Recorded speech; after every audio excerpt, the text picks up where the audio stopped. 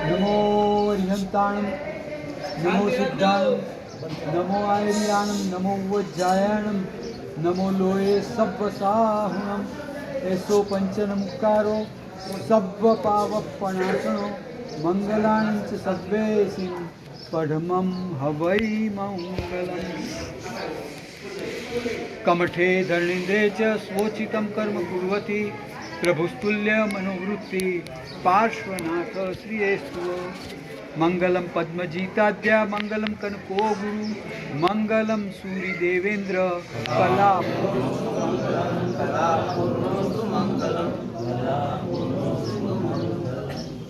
अज्ञानतिमिरान्धानां ज्ञानाञ्जनशलाकया नेत्रमुन्मीलितं येन तस्मै श्री गुरवे બધા ત્રણ નોકાર ગણો ત્રણ નોકાર ઉલ્લાસનો પ્રસંગ તમે બધાએ માણ્યો ખાલી જોયો નહીં એમાં ઇન્વોલ્વ થયા એમાં લાભ લીધો અને માણ્યો ખૂબ ખૂબ અનુમોદનો હવે તમે જે આ આનંદને માણ્યો તમારી બધાની ભાવના હોય તો આ આનંદને અનેક ગણો કરી શકો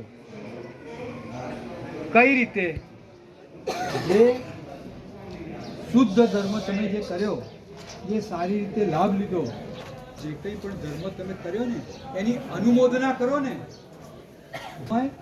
લિમિટેડ હોય પણ અનુમોદના તમારી તાકાત હોય એટલું કરો અને એ અનેક ગણું અનંત ગણું પણ થઈ શકે અને એ આનંદ કન્વર્ટ થઈ અને તમને મોક્ષે પહોંચાડનાર પણ બની શકે વાત એટલી જ કરવી છે કે જે કંઈ ધર્મ કર્યો ભગવાનની આજ્ઞાપૂર્વકનો નથી કર્યો એવું નહીં અને એના લીધે જ નિગોદમાંથી આપણે છેક અહીંયા સુધી પહોંચી ગયા ભગવાનનો ધર્મ મળ્યો સુદેવ સુગુરુ સુધર્મ બધું મળી ગયું આ બધું શેના લીધે તમે જે કંઈ ભૂતકાળમાં શુદ્ધ ધર્મ કર્યો ને પુણ્ય બંધ કરી દીધો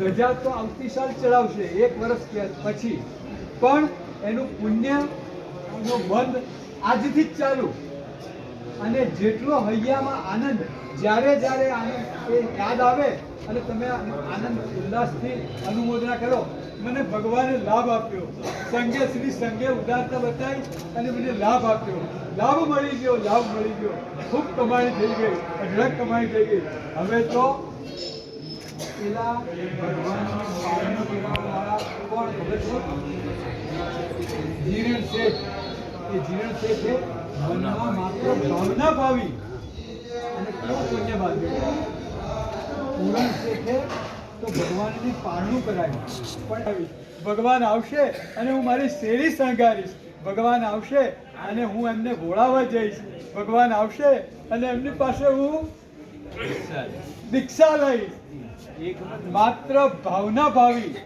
અને આટલું પુણ્ય જબરજસ્ત બાંધી દીધું તમે બધાએ ધર્મ તો કર્યો હવે કામ કરવું છે અનુમોદનાનું આવા જ તમારા પુણ્યના કામ કરવા માટે આજે મારે તમને એક બીજો પણ ચાન્સ આપવો વાત કરવી છે અને એ છે આપણું જ તીર્થ વાગડનું તીર્થ કટારિયા તીર્થ અને કટારિયા તીર્થે હવે થોડાક દિવસોમાં જ કયું પ્રસંગ આવવાનો છે હોળી. શાશ્વતી હોળી.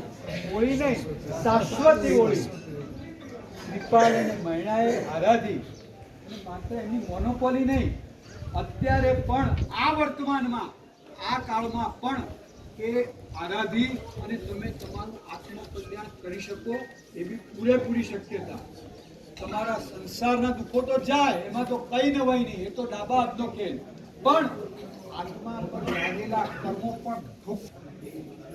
એવો મજાનો પ્રસંગ 9 દિવસની આરાધના અને 1 દિવસ આગળથી તમે આવો પૂર્વ તૈયારી રૂપે.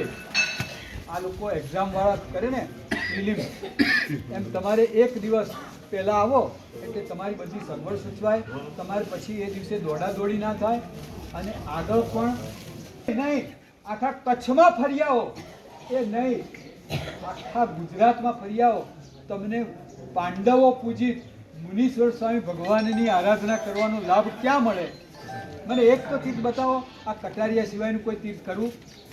આવા જબરજસ્ત કટારિયા તીર્થે આરાધના કરવા માટે તમે જેટલા આપવાના હોય કરવા માટે. આમ તો એવું છે કે ઉદ્યાન પણ ક્યાં કરાય? ખરેખર ખબર છે, પોતાના ગામમાં કરો ને તો ઘરના તો આવે, ફેમિલી પરિવારવાળા કુટુંબવાળા બહારગામ રહેતા તો આવે, પણ તમારા અડોશી પડોશીઓ પણ રોજ જે સાતા પૂછવા આવે અને તમારો ટાઈમ ખાઈ જાય. અને તીર્થમાં જાઓ, એ જ કામ તમે તીર્થમાં કરો તો ઘરે છૂટી ગયું અને વ્યવહાર પણ છૂટી ગયો, મોબાઈલ પણ છૂટી જાય. પછી હું ને મારા ભગવાન. આરાધના કેવી સરસ થાય, મજાની. અને આવી સરસ સુંદર મજાની આરાધના કરવા માટે કટારિયા તીર્થે તમને બધાને આમંત્રણ છે. માત્ર તમારી ફરજ એટલી કે જેને આપવું હોય એને અહીંયાથી એક ફોર્મ રાખ્યું છે, એ ફોર્મમાં તમારી વિગત આપશો ને, એટલે એટલા માટે એનો કોઈ ચાર્જ નથી, પણ એટલા માટે કે તમારી સગવડ સાચવી શકાય. તમારા ભગવાનને કામ બે ગમે. ભગવાનની તમે ભક્તિ તો કરી, સાધર્મિક ભક્તિ પણ આ લાભાર્થી પરિવારે જબરજસ્ત લાભ લઈ અને એવું પુણ્યનું ભાથું બાંધી દીધું છે કે 3 ટાઈમ સાધર્મિક ભક્તિનો પણ લાભ લીધો છે. પણ એક મારે થોડીક વાત કરવી જે તમે કરો જ છો લગભગ તો, કે જીવદયાનું કામ ભગવાનને પણ, ભગવાનનો પરિવાર છે ને, જીવ માત્ર ભગવાનનો પરિવાર.